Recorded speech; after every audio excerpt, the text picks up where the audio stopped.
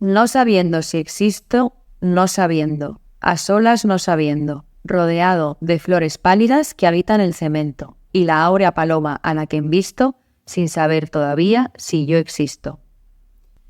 Somos Elena, Olaya ¿Y María? especialistas en salud mental, y comenzamos ¡Friccionando!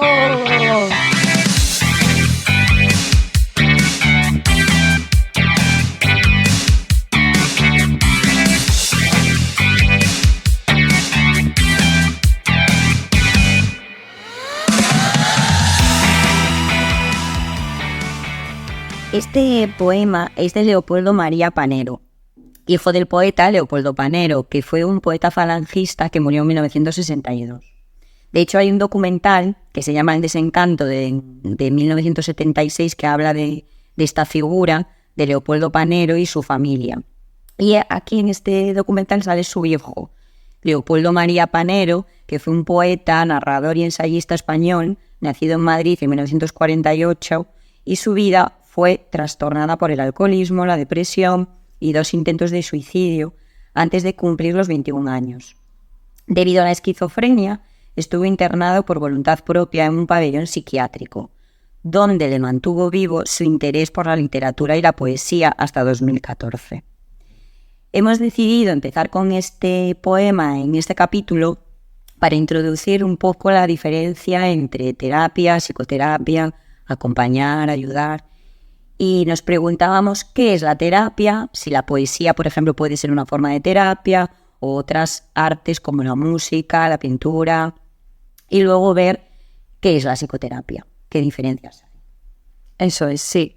Yo creo que además es un tema muy interesante que muchos nos habéis consultado y que era interesante pensar sobre eso, ¿no? ¿Qué diferencia hay entre lo terapéutico? Si lo mismo es terapéutico que psicoterapéutico, ¿qué formas de terapia hay? Porque escuchamos mucho, ¿no? Arteterapia, musicoterapia, como que parece que cualquier cosa, ¿no? Puede ser terapéutico o terapia, pero sí que queríamos profundizar un poco en qué diferencias hay, ¿no? Entonces, por un lado, el origen del significado de terapia, ¿no? Que viene explicado por Miquel Suñet, que es un psicólogo clínico, doctor en psicología por la Universidad de Barcelona, es el director del máster de psicoterapia analítica grupal de Madrid, que ahí es donde le conocimos, fue nuestro director de máster, y es miembro de honor de la Sociedad Internacional de Grupoanálisis. Entonces, en sus escritos, él explica, ¿no? Que la palabra terapia proviene del griego, que significa servidor de, estar al servicio de, servir a alguien, cuidar, tener cuidado de. Entonces alude a la persona que acompaña a alguien, que camina con el acompañándolo y sirviéndolo. Es el que acompaña con el fin de proporcionar esa ayuda que precisa.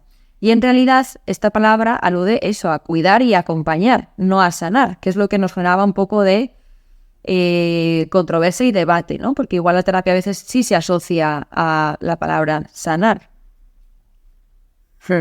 He dicho muchas veces, cuando las personas vienen a terapia, vienen con esa demanda, ¿no? De cúrame de mi sufrimiento. Entonces nos parecía interesante poder empezar por este significado. Sí.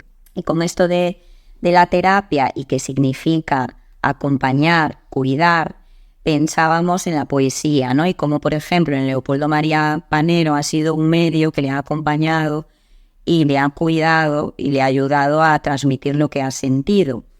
Y pensábamos, tuvimos la suerte de, por contactos que nos vamos encontrando en la vida, hablando de poesía, un compañero de trabajo, un psiquiatra, me comentaba que una compañera suya, residente de psiquiatría, había escrito un libro de poemas que ganó el premio Adonais en 2023 sobre cómo ella vivía el sufrimiento de los pacientes que atendía.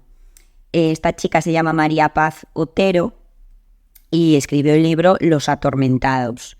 Le hemos pedido, así como echándole un poco de cara porque no la conocemos, pero súper maja nos ha ayudado porque le hemos pedido eso, que nos pudiese explicar un poco este proceso de escribir un libro de poesía, además que no es fácil, sobre el sufrimiento que ella puede ver, tratar y cuidar en su trabajo. Y nos decía esto. Bueno, antes que nada, pues saludaros a todas y daros las gracias por permitirme o permitirles a los atormentados este espacio. Em, la verdad es que para mí escribir Los Atormentados fue eh, tanto inevitable como sorpresivo. O sea, yo nunca habría pensado que iba a escribir sobre el trabajo ni sobre la salud mental, que era algo como que estaba, bueno, que está últimamente en boca de todos. De hecho, era algo que me echaba un poco para atrás, ¿no? Esto, hablar de la salud mental. Pero bueno, el proceso de escritura del libro fue bastante curioso. Yo he escrito de siempre, ¿no? Desde que soy pequeña, pero poesía empecé a escribir con unos 18, 19 años. El caso es que cuando yo empecé la residencia, cuando empecé a trabajar, dejé de escribir por completo. O sea, era incapaz de escribir 2 frases seguidas que tuvieran sentido. Esto fue durante todo el primer año, y en el segundo año empecé a rotar en un hospital de día de primeros episodios psicóticos, que además está localizado como en un sitio muy evocador porque está fuera del hospital y está en un chalet. Entonces los despachos, pues por ejemplo, son habitaciones, ¿no? En los que antes pues vivía una familia. Hay una cocina donde desayunábamos todos juntos. Ahora los pacientes hacen una cafetería, entonces se desayuna como en lo que sería el salón, me imagino. Pero bueno, entonces desayunábamos en la cocina porque era la época post-COVID. Y estando allí yo conocí a una adjunta que le conté pues esto, ¿no? Que estaba bloqueada, que desde que había empezado a trabajar estaba un poco, pues me había embestido la rutina, la psiquiatría en mi caso, y ella me dijo, pero esto cómo puede ser, ¿no? Tienes que escribir, o sea, has escrito siempre, tienes que volver a escribir. No sé cómo lo vas a hacer, pero tienes que volver a escribir.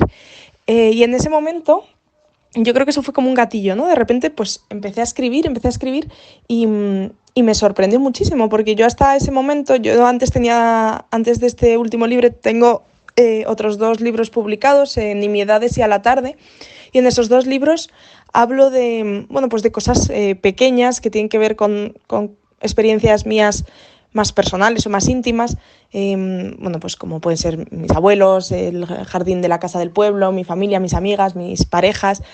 Pero cuando yo volví a escribir, después de este lapso, pues me di cuenta de que solo podía escribir sobre las historias, ¿no? Las historias que me contaba la gente, y que yo pues estaba aprendiendo a escuchar. Entonces, escribí el libro en un periodo de tiempo relativamente corto, en unos meses, yo creo que no llegaría al año, y de pronto pues me vi escribiendo sobre esto y solo era capaz de escribir sobre esto. Entonces, bueno, a nivel personal, yo considero que fue un alivio porque yo soy una persona que tiende a racionalizar bastante las cosas. Me cuesta conectar con las emociones en el momento mismo, quizás, que las estoy viviendo, y eso me ayudó mucho a ordenar pues todos los sentimientos que yo había ido pues guardando de alguna forma, ¿no? Y a contactar un poco con esa parte que a todos nos remueve o nos conmueve, ¿no? Nuestra profesión. Y no solo nuestra profesión, sino que creo que esto es aplicable a cualquier persona que trate habitualmente con otras personas, ¿no? Y que comparta historias y que comparta espacios y que comparta silencios. Entonces, poder ordenar eso a través de la palabra a mí siempre me ha ayudado mucho. Y me ayuda sobre todo, pues eso, a de repente poner nombre a cosas que no sabía que tenía. A nivel profesional ya es otra cosa, ¿no? A nivel profesional creo que me supuso mucho vértigo. Bueno, creo, no lo sé, porque me lo sigue dando. Cuando uno escribe sobre cosas íntimas, como puede ser, por ejemplo, una relación, pues al final una tiene la última palabra, ¿no? Yo misma y la pareja en este caso. Pero cuando escribes sobre algo más universal, como puede ser pues el sufrimiento, la alegría, emociones más universales, que además tienen que ver con el trabajo, me parece que te expone un poco. Y eso me impone mucho. Me impone mucho compartirlo, y me cuestionaba a veces quién era yo, ¿no? Para rescatar estas historias y ponerlas sobre un folio, cuando muchas veces ni las propias personas que me las contaban eran capaces de ponerlo en palabras. Pero bueno, una cosa que he ido reflexionando con el tiempo y que me han ayudado a ver también personas que lo han leído, es que soy yo, ¿no?, la que pone la mirada de alguna forma, y eso hace que, aunque no me pertenezca al 100%, creo que lo que una escribe nunca le pertenece al completo, sí que creo que es algo muy mío, ¿no? Y eso es compartido con los otros libros. Así que bueno, ¿qué iba a hacer, no? Si solo podía escribir de eso, pues este es un poco el resultado, y la verdad es que estoy muy contenta de haberlo hecho, y es algo que creo que me va a quedar ahí para volver a retomarlo cada vez que se me olvide pues esta ilusión de los comienzos, o esta forma de estar atenta a los detalles. Bueno, queremos agradecerle a María Paz Otero este audio en el que nos cuenta un poco el proceso de escritura de Atormentados, porque, bueno, creo que, como ella explica, es muy complejo el hablar de lo que hacemos, ¿no? Aunque sea así un poco paradójico, ¿no? Pero a nosotras también nos pasaba un poco con este capítulo, donde supuestamente es hablar de lo que hacemos cada día, pero es muy complejo ponerlo en palabras y siempre está teñido de bastante subjetividad, ¿no? Entonces, bueno, pues sí queríamos enlazar un poco con este mensaje de María, lo que ella habla de cómo para ella ha podido ser terapéutico el hecho de escribir este libro, ¿no? En un proceso, como ella dice, de bloqueo, con lo que ella hace en su trabajo, que es psicoterapia, ¿no? Que es un poco el tema que queremos ir enlazando nosotras a partir de ahora, ¿no? ¿Cuál sería esta diferencia, ¿no? ¿Cómo introducimos lo psíquico, lo psicoterapéutico? Eso es. Y aquí yo vuelvo a lo que dice Miquel Sunyer, ¿no? Retomando un poco la parte, primero, terapéutica, que es que eso, en la atención con las personas, ¿no? Podemos suministrarle algo, pues puede ser un medicamento, unas palabras que le den sosiego, un gesto que le tranquilice, ¿no? Y ahí estamos cuidando, y sería la parte terapéutica, pero aquí es el matiz importante: si además de darle todo eso, facilitamos el desarrollo de capacidades que permitan afrontar pues, situaciones cotidianas, podemos trabajar habilidades para que se pueda sentir más a gusto con su cuerpo, consigo mismo, con los demás, desarrollar capacidades expresivas, creativas, pues aquí es donde este matiz ya podría considerarse psicoterapia. Sí, yo creo que, como decía Elena, es muy complejo el poder definir y diferenciar lo que es psicoterapia de la terapia. Y por suerte en España tenemos a la institución llamada FEAP, que es una institución de carácter no gubernamental y sin ánimo de lucro, que se ha creado para agrupar muchas asociaciones científico-profesionales de psicoterapeutas que hay en España. Por desgracia, es cierto que en Europa sí existe la formación de psicoterapeuta, que está muy reglada y regulada, pero en España no. Y esta federación, la FEAP, sí que ha intentado desde hace años crear unos requisitos y unos criterios para acreditar a las personas que son psicoterapeutas. Pero, claro, ellos definen la psicoterapia como una ciencia aplicada que se fundamenta en una serie de modelos teóricos clínicos y que tratan de promover eso, lo que decía antes María, ¿no? Cambios o modificaciones en el comportamiento, la salud física, psíquica, la integridad de la identidad psicológica, el bienestar de las personas. Pero nos surgía un poco la duda de: ¿hace falta estar acreditado sí o sí para que una persona se considere psicoterapeuta? ¿Una persona puede considerarse psicoterapeuta aunque no haya esta acreditación? ¿Qué es un psicoterapeuta? Uno empieza a ser psicoterapeuta según hace la carrera de psicología, por ejemplo, o no, porque es cierto que un trabajador social, una enfermera puede ser psicoterapeuta. Entonces nos surgía este debate, que no sé qué os viene a vosotras con estas dudas que nos planteábamos ahora. Sí, pues por eso llevamos todo el fin de semana. Cuando estábamos preparando, esas eran justo las dudas, ¿no? Si tú decías lo de trabajador social, enfermero, claro, yo como psiquiatra pues también pienso en eso, ¿no? Si los psiquiatras pueden hacer psicoterapia, si para eso hay que formarse o no, si todos los psicólogos solo por terminar la carrera ya pueden hacer psicoterapia, como que es verdad que yo creo que surgen muchas dudas, ¿no? Desde ahí, sí. Sí, incluso lo de si la psicoterapia tiene que tener el carácter de ser una vez a la semana o 2 veces a la semana para considerarse psicoterapia, o eso corresponde a una psicoterapia de un modelo específico y sin embargo de otros modelos no tiene por qué ser psicoterapia aunque no sea una vez a la semana, ¿no? Que eso también me surgía, que hablábamos estos días de, bueno, en urgencias se puede hacer psicoterapia aunque sea una sesión, se puede considerar psicoterapia, ¿no? Porque en realidad hay un cambio, se ayuda a eso, a poder pensar, ayudar a pensar y hacer cambios en la salud. Sí, yo creo que si preguntas a diferentes psicoterapeutas, incluso en distintos momentos de su formación y su práctica, pues seguramente tendrían distintas definiciones de lo que es psicoterapia, ¿no? Sí que creo que se comparten ciertos matices sobre esta idea del cambio, de la relación, de proceso, ¿no? Pero creo que luego hay muchas diferencias, ¿no? Yo, por ejemplo, pensando un poco en cómo entendía yo la psicoterapia, a mí me gustaba, tengo una frase de Mario Benedetti en la agenda que utilizo para atender a las personas que atiendo en el despacho, que dice, de eso se trata, de coincidir con gente que te haga ver cosas que tú no ves, que te enseñen a mirar con otros ojos, ¿no? Y para mí, como que eso es un poco lo que me lleva o lo que pienso que es un poco hacer psicoterapia.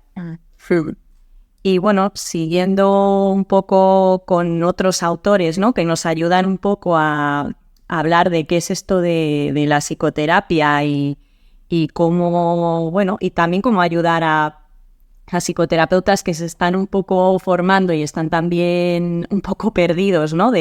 O los pacientes también, ¿no? A veces que nos preguntan, pero eso, ¿no? ¿Qué es esto de la psicoterapia? ¿Qué corrientes hay?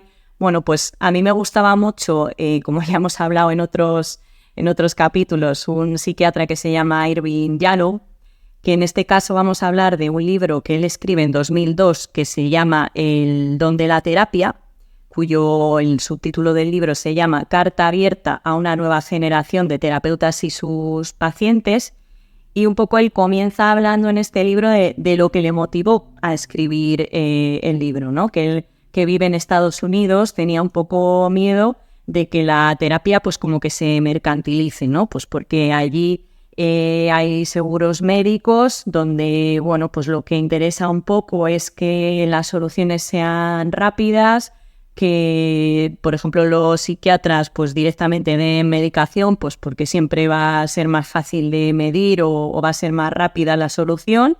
Y entonces, pues él decía, hombre, a mí me da miedo, ¿no? Que en este proceso se vaya perdiendo lo que yo entiendo que es psicoterapia, ¿no? Entonces, pues ante este miedo, él también decía, pues también pasa en los psicólogos, ¿no? Porque también se presiona para que las terapias vayan siendo cada vez más breves, ¿no? Como que puedan ser medibles. Y él entiende un poco la psicoterapia como de otra forma, ¿no? Y entonces a lo largo del libro va dividiéndolo como en varias partes, ¿no? Una primera parte donde habla de lo que para él es la relación terapéutica, poniendo pues énfasis en el aquí y ahora para que nos ayude a trabajar. Una segunda parte donde habla de diferentes métodos que nos sirven para explorar, él se centra mucho en este tema que hablábamos en otro capítulo de la existencia humana, ¿no? De la muerte, el significado de la vida y la libertad, incluyendo también la responsabilidad y la decisión. Luego otra parte que también pues, se centra más en generalidades, ¿no? Sobre la conducción de la cotidiana así de la psicoterapia. Después también de cómo los sueños se pueden utilizar como un instrumento en psicoterapia. Y por último, un tema que también me parecía muy interesante a reflexionar, que es los obstáculos y también los privilegios de ser un psicoterapeuta, ¿no? Entonces, está bien porque son así como reflexiones muy sencillas de 1 o 2 páginas que va haciendo un poco este recorrido, ¿no? Sí, es cierto que habla de aspectos que pueden ser comunes a muchos tipos de psicoterapia, a muchos modelos, y de hecho sobre los factores comunes se ha hablado y se ha estudiado dentro de las comunidades científicas desde hace años. De hecho, Saul Rosenberg en 1936 fue el primero que ha estudiado científicamente estos factores comunes a diferentes psicoterapias y habla de que son elementos que se encuentran presentes en todos los enfoques terapéuticos y que contribuyen al éxito del tratamiento, independientemente de la teoría o técnicas que se utilice. Y nombra unos cuantos. Sí. Entonces, dentro de, bueno, este fue el que empezó, que ha hecho tú en la Sol, pero luego ha habido otros autores que los han ido modificando. Nosotros hemos intentado pues simplificarlo, ¿no? Y hablar así de los más importantes. Entonces, bueno, en el primer lugar estaba la relación terapéutica, ¿no? Que se englobaba la alianza terapéutica, que es pues ese vínculo que se establece entre el paciente y el terapeuta y que es una relación basada en la confianza, en la aceptación, en la comprensión, ¿no? Y que ayuda un poco a que la persona, pues bueno, pueda sentirse no juzgada. Y luego la parte de la empatía, ¿no? Que al final es como el poder conectar con lo que está sintiendo el otro, ¿no? Y poder como ponerse en su lugar. Luego, por otro lado, estaba la competencia de psicoterapeuta. Entonces aquí, bueno, pues hablaba del tipo de personalidad, de la experiencia que tiene el psicoterapeuta, de las habilidades, como por ejemplo esto que decíamos antes, ¿no? De la empatía, la autenticidad, esta aceptación incondicional, el compromiso, como que es importante no tanto la corriente, sino la competencia, ¿no? Del psicoterapeuta. Luego está también el modelo teórico y las técnicas que se utilizan, que al final esto lo que ayuda es a tener una explicación de lo que le está pasando al paciente y el poder construir eso de forma conjunta, pues también, ¿no? Ayuda y eso es común a todas las psicoterapias. Y luego ya entrando en la parte como más personal, ¿no? Del paciente, pues estaban las expectativas y la esperanza, que al final es la creencia de que el paciente, bueno, la creencia del paciente de que le pueda ser útil, ¿no? Y efectiva la terapia.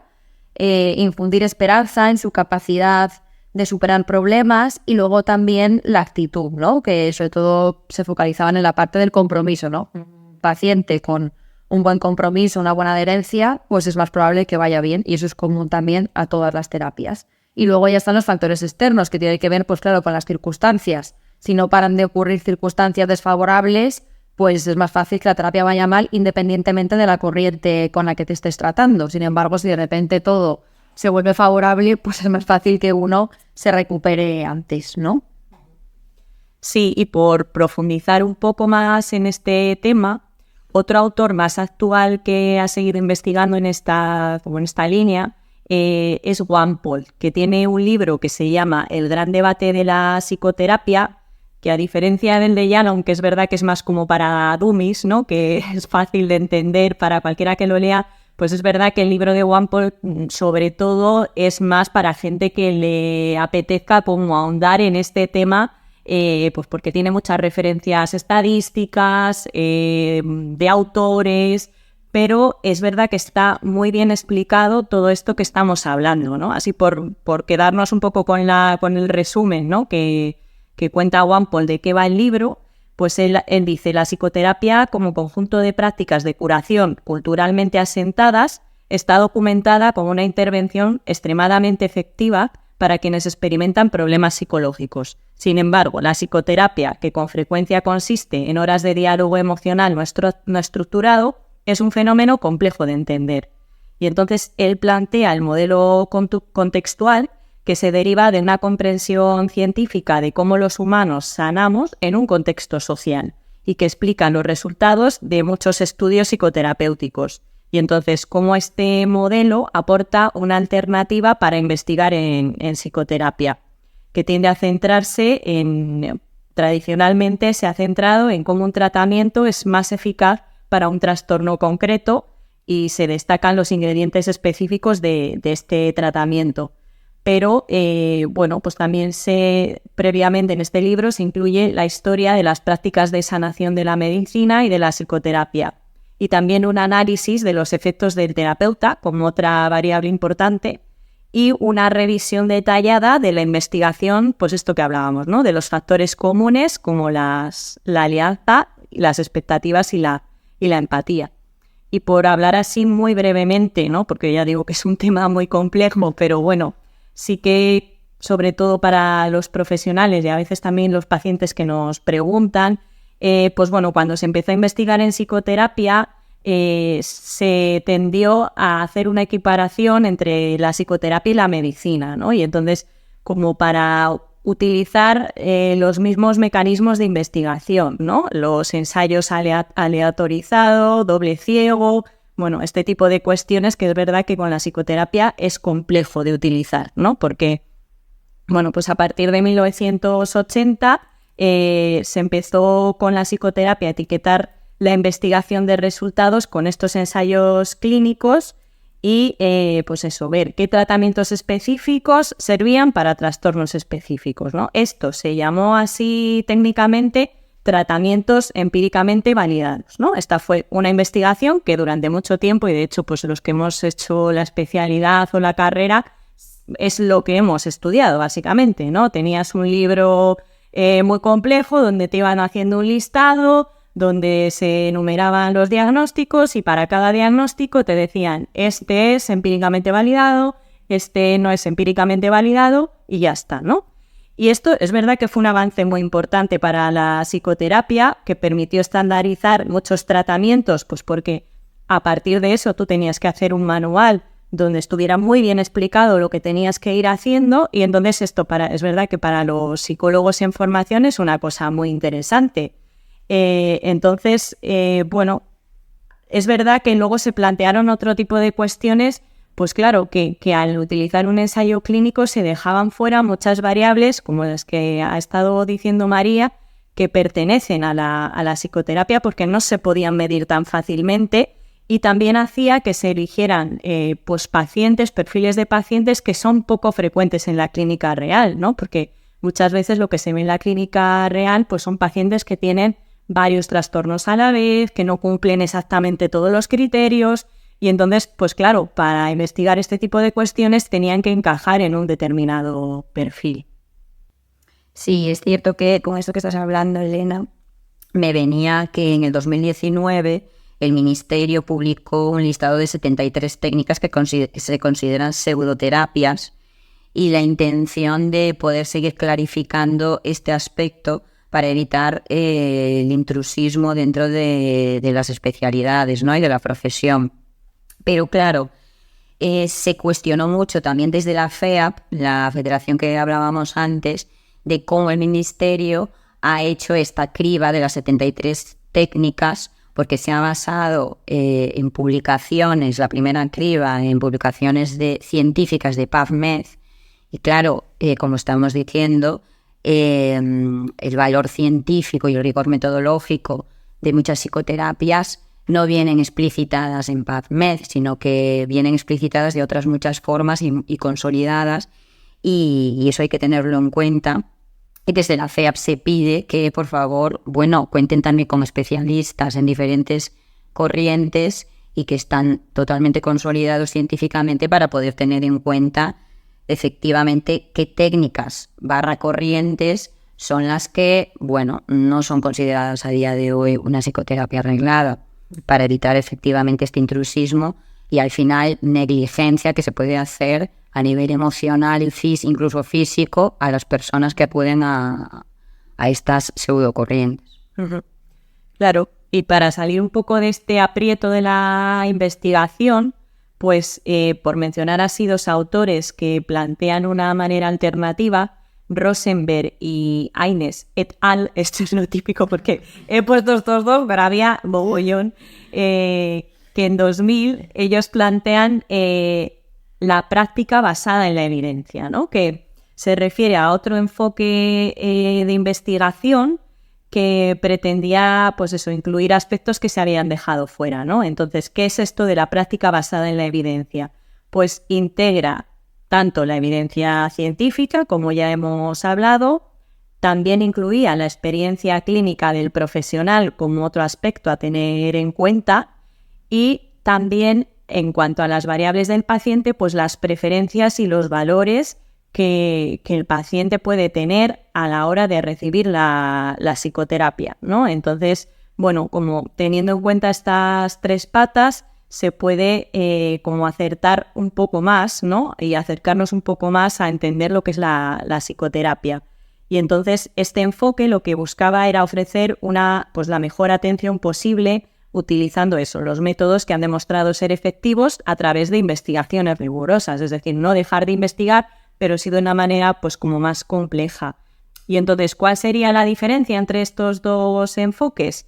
Pues la práctica basada en la evidencia es verdad que es un enfoque más amplio que incorpora como diferentes fuentes de información y personaliza el tratamiento para cada paciente, y el enfoque de los tratamientos empíricamente validados que hemos dicho antes pues eso, se centra en validar tratamientos específicos, es decir, específicamente el procedimiento con estudios controlados. Y entonces está más centrado en aplicar protocolos a tratamientos específicos. Sí, creo que es importante aquí, teniendo en cuenta estas diferencias, empezar a hablar, porque curiosamente a día de hoy no queda muy claro de la diferencia entre lo que es un psicólogo, lo que es un psicólogo clínico especialista, lo que es un psicólogo general sanitario y lo que es un psiquiatra, porque a veces sí que nos encontramos como que hay dudas de qué es un psiquiatra, qué es un psicólogo, son lo mismo, el psicólogo puede recetar, qué pasa. Entonces, bueno, por aclarar, el psicólogo es el que hace la carrera de psicología. Ya está. Hasta ahí podemos hablar. ¿Qué es psicología? Lo buscan no tenemos tiempo. Eso, no tenemos tiempo.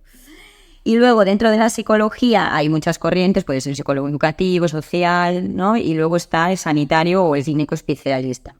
El psicólogo general sanitario, que es el que después del grado hace el máster general sanitario, que eso le capacita para trabajar en ámbitos, en sectores sanitarios por cuenta propia o ajena, haciendo diferentes funciones según constan en el BOE, como investigaciones, evaluaciones e intervenciones psicológicas sobre aquellos aspectos del comportamiento y la actividad de las personas que influyen en la promoción y mejora del estado general de su salud.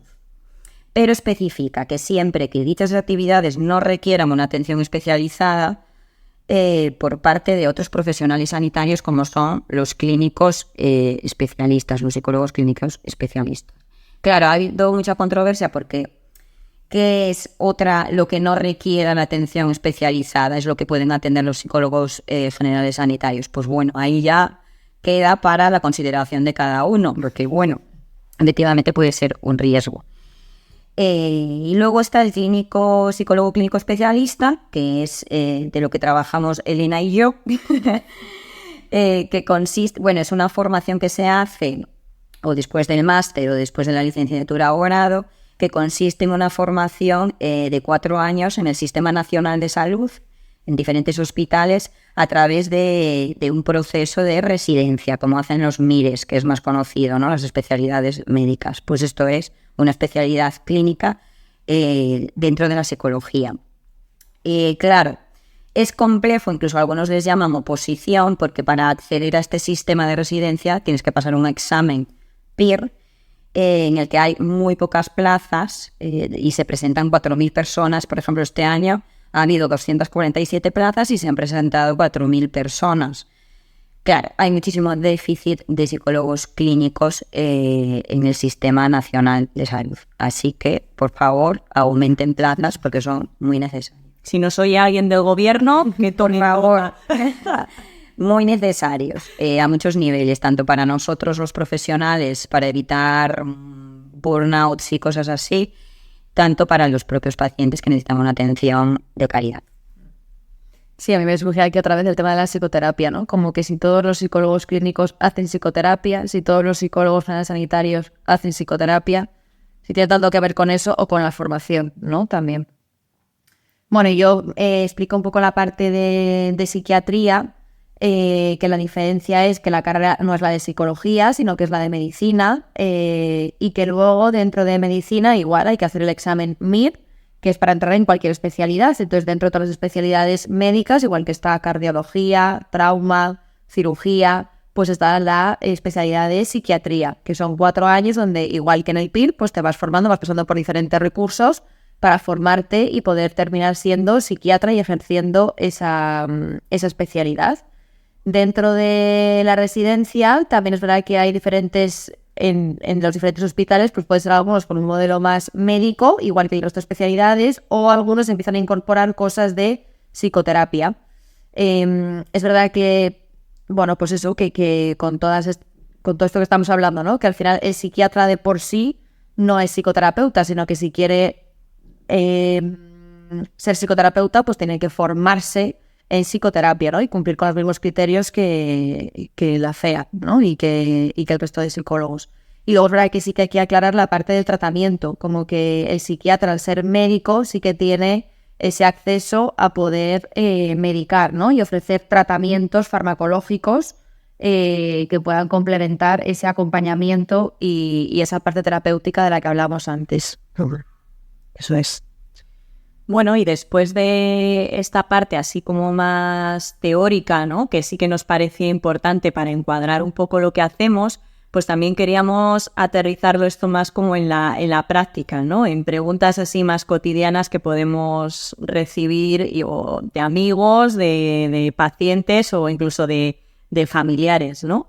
En esta línea, antes de nosotras dar un poco también nuestra opinión, yo me crucé con un artículo de un psicólogo clínico que se llama Alberto Jimeno, que también se ha centrado mucho en esto que hemos hablado de los factores comunes, también de evaluación de los resultados en psicoterapia, y tiene un blog muy interesante donde, bueno, pues él habla también de qué es esto de la terapia psicológica, ¿no? Se hacía preguntas bastante similares a las que nos hacíamos nosotras, ¿no? Y entonces, pues si alguien también quiere echarle un ojo, pues bueno, complementario a algo que nosotras vamos a decir a continuación, ¿no? Bueno, una de las primeras preguntas que nos planteábamos es si es siempre necesario ir al psicólogo. No sé qué pensáis, compañeras.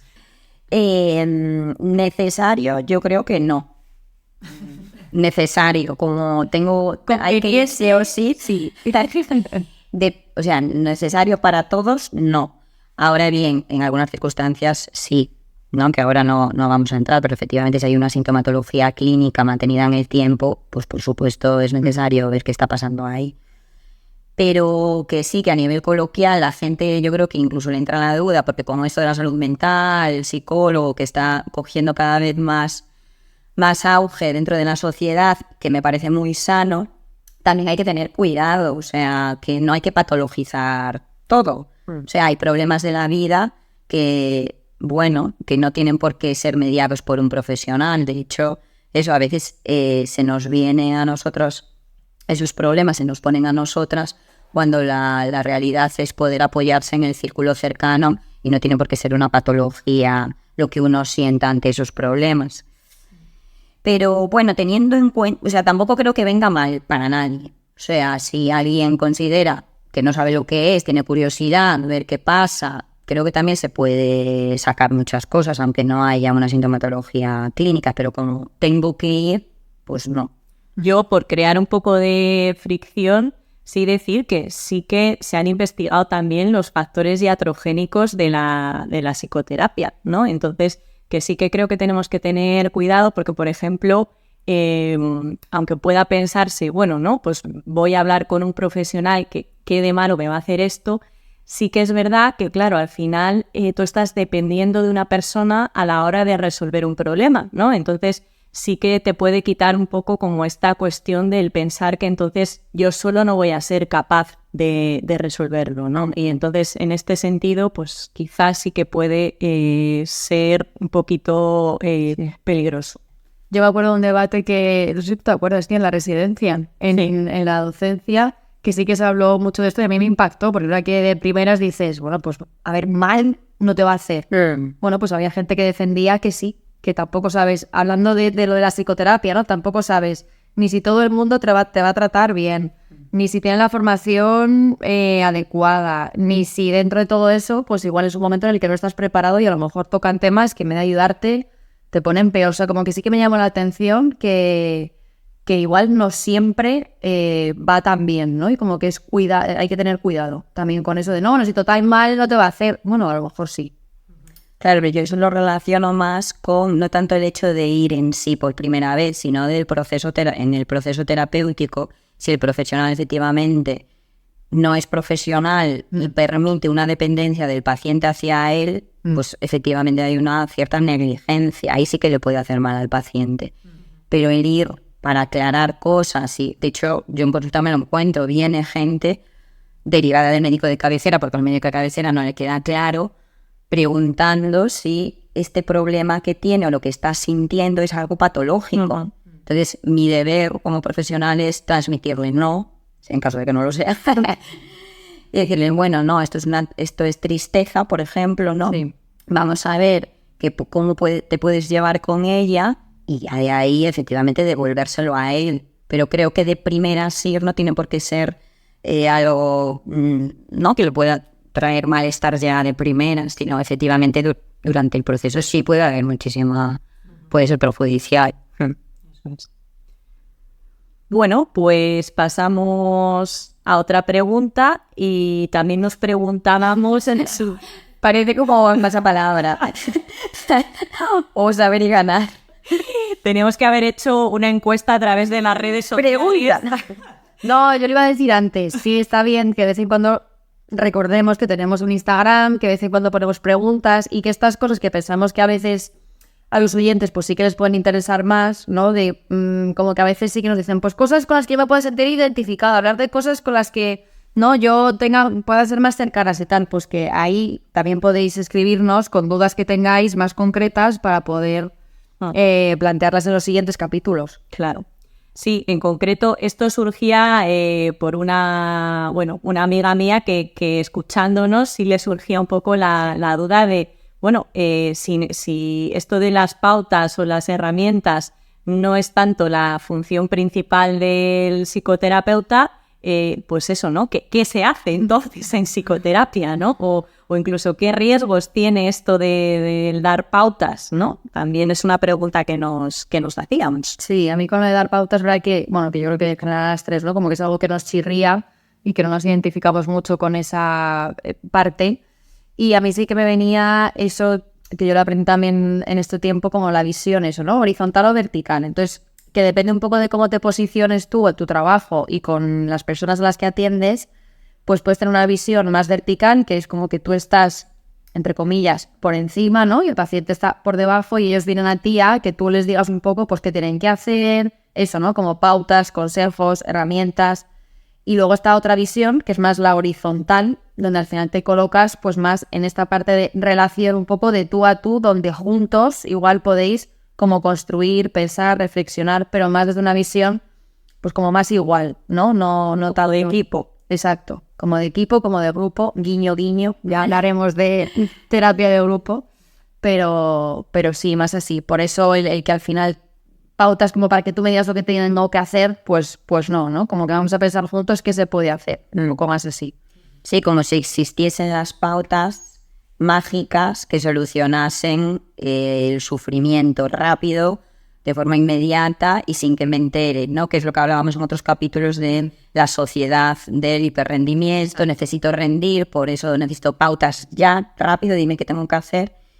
Y pensaba en lo difícil que es lo de la alianza terapéutica y el vínculo terapéutico, que es un factor común a todas las psicoterapias y creo que clave como la base para trabajar y para poder tolerar tanto el terapeuta como el paciente la frustración de que no hay pautas específicas que alivien el sufrimiento rápido y que yo tampoco como terapeuta tampoco se las puedo dar, ¿no? Y te encuentras trabajando juntos en tolerar esa frustración y en poder devolverle al paciente, por lo menos, tal y como siento yo la psicoterapia, que se trata de un proceso de autoconocimiento y que la técnica es más la propia forma de ser, ¿no? El conocer cómo te relacionas tú contigo mismo y con los demás y qué eso provoca en tu vida, ¿no? Y cómo lo llevas.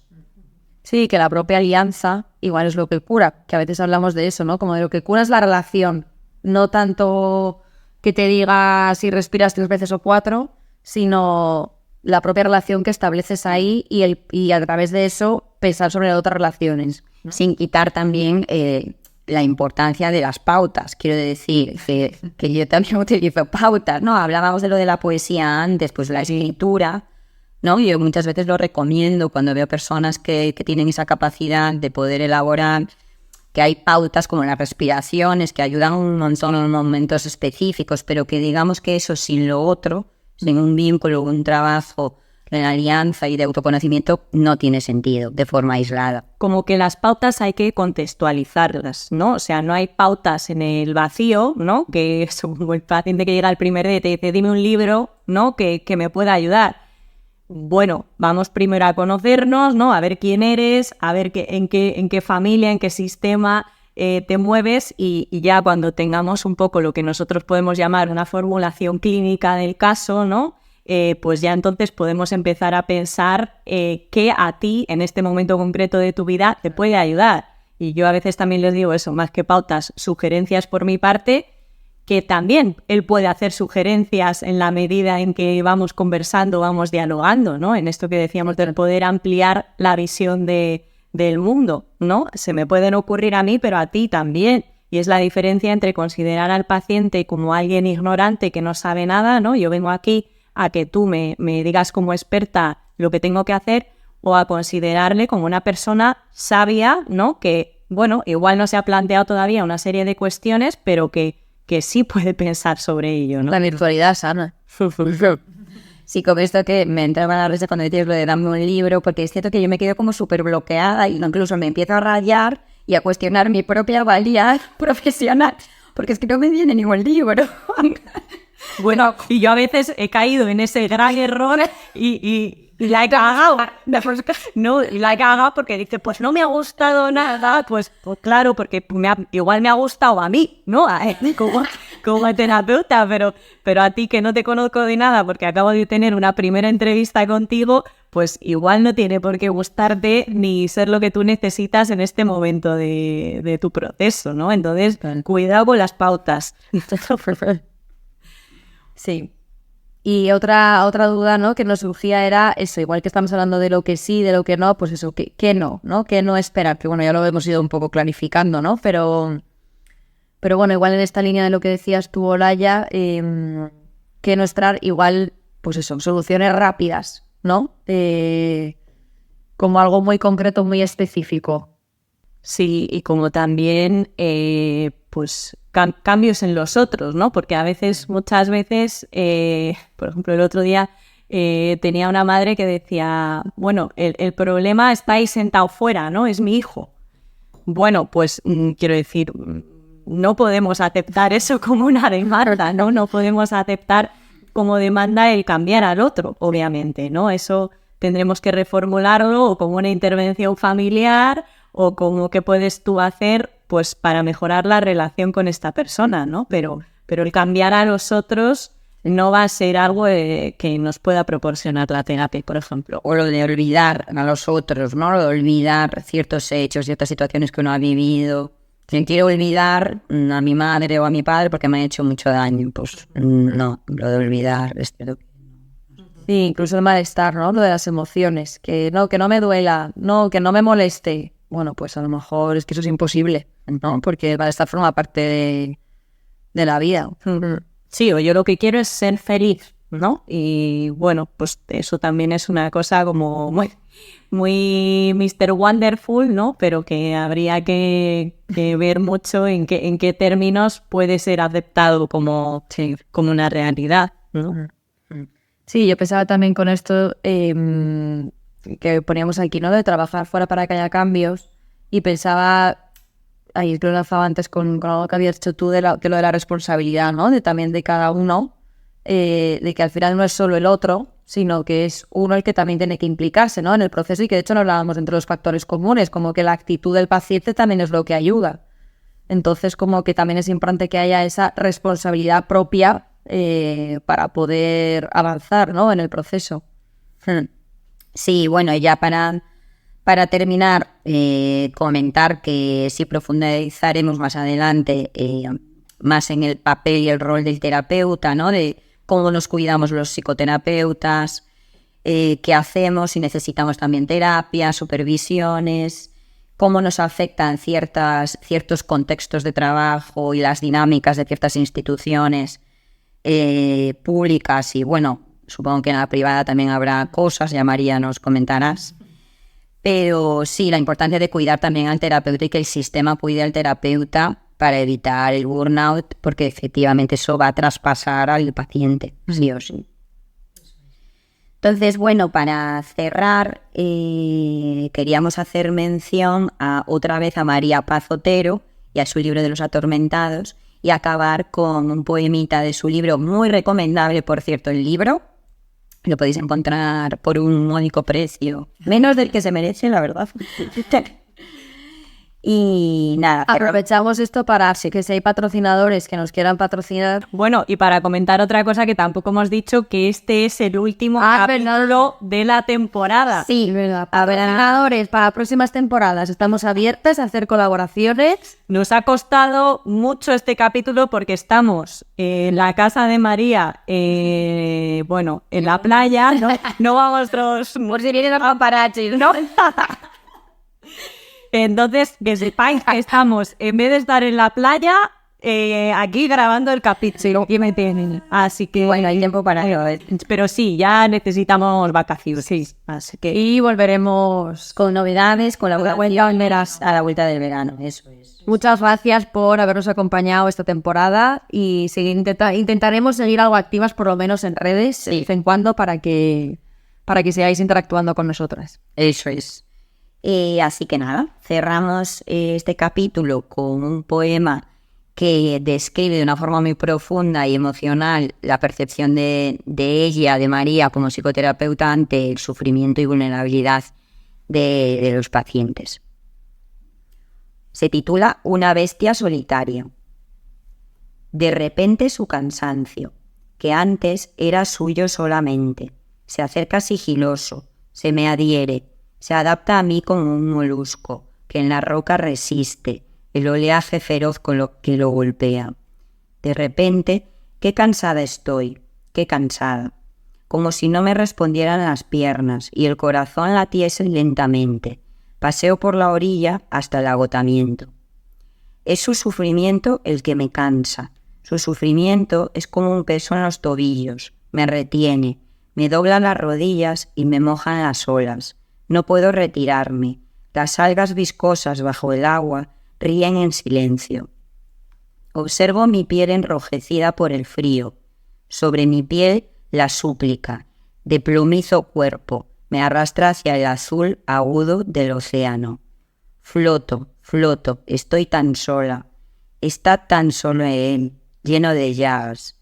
Nado para huir de él, de mi cansancio. Me sumerjo. Escuecen mis ojos bajo el agua. Nada veo, salvo sombras. Algo cerca de mí avanza despacio. Me hago la muerta. Su dolor es una bestia solitaria.